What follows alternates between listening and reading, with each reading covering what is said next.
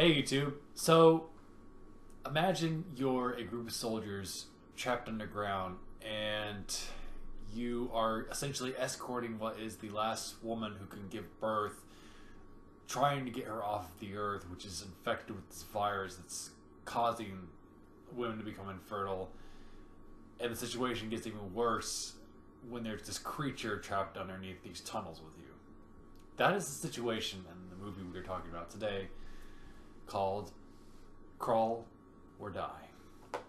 And it definitely earns that name, that's for sure. There's a lot of crawling and a lot of dying. A lot of tight quarters in this movie. 90% of it takes place underground and inside of these tunnels, which seem to get smaller and smaller throughout the film.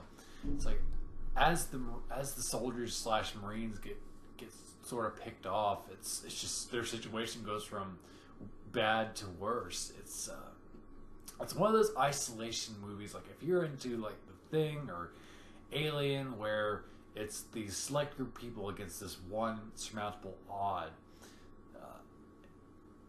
But there's also all these other things they have to overcome too. It's like the monster is not only the biggest obstacle. It's like the tunnels themselves, which, like I said, get smaller and smaller. You feel claustrophobic watching this movie, and that's where the terror comes from, because it's like you can see the monsters right behind them, and they're like just crawling, trying to get away. And I wasn't sure what to expect. I kept an open mind because I got this out of like the $4 bin at Dollar General. It's probably one of the best $4 I've spent in a movie in quite a while. But I was pleasantly surprised. I rather liked it. I'm a big fan of both Alien and The Thing. So if you're sort of into the practical effects type thing and the isolation story, you're gonna like this movie. You're gonna get something out of it. But if you're not into those slow burn horror movies where like, God, just get on with it. Just I need more action. There is action in this movie, but it's very, to some it might seem painstaking because it is very drawn out, because it's sort of, the film goes out of its way to make you feel like you're down there with the characters. It doesn't like race to get to the point. There are long scenes where something is happening and it's just like it's slow. It's like the monster is slowly coming at them because it's having trouble getting through the tunnels too. Maybe not as much as the characters, but you get a sense that there's a real struggle there for all these people and the creature itself. And I will admit the creature is very xenomorphic to my eye. It's I don't want to say it's a rip-off. I'd say it's more of an homage. It's the people that made this film obviously love Alien and that sort of isolation story, and there's talks of a Crawl or Die 2. I'm open to any more movies that these people will be open to making. In fact, the director, if you want to look him up, the director is Oklahoma Ward. I thought that the main character, I'd say, isn't actually the female that can still get pregnant.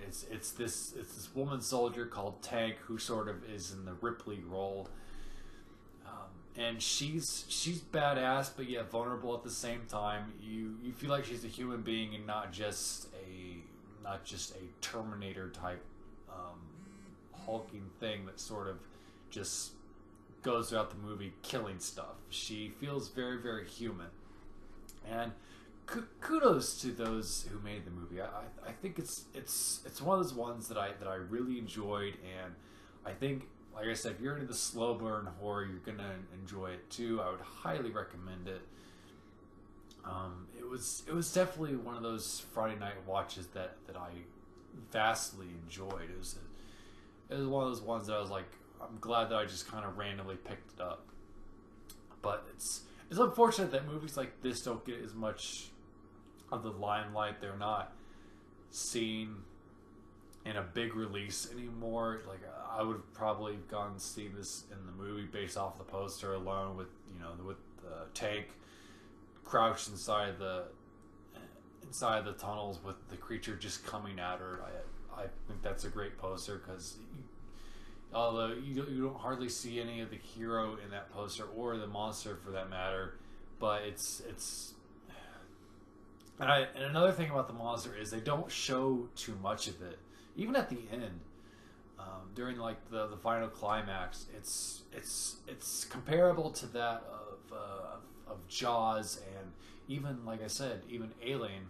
Even during the end, when there's a final reveal of the xenomorph, it's so dark and shadowy. You can you can only sort of see pieces of it, but I think that works to the film's favor and to the terror of the creature, because the creature is very, very scary. It's just like this unrelenting thing that's coming towards them, and it's not something you can reason with or something that you can bargain with. It's just this force of nature. It's very primal and animalistic. It's not something that they can just simply get away from or simply just destroy with a machine gun or a pistol. It's a very real obstacle, much like the tunnels themselves. So anyway, thanks for watching. Next week is the Writing Out Cancer podcast. If you're wanting to submit something for that, I'll need it by the 2nd, because I'll start recording the show next week. And the show itself will air on the 10th of December around 6 p.m. on my YouTube channel. Stop by a little early. I'll be playing some music. I won't be talking or anything, but there'll be some Christmas music and maybe a little bit other stuff before the show actually starts. I'm excited to do that again this year, and I want to thank all the authors who are wanting to participate and who have gone above and beyond to create some great submissions. Thanks.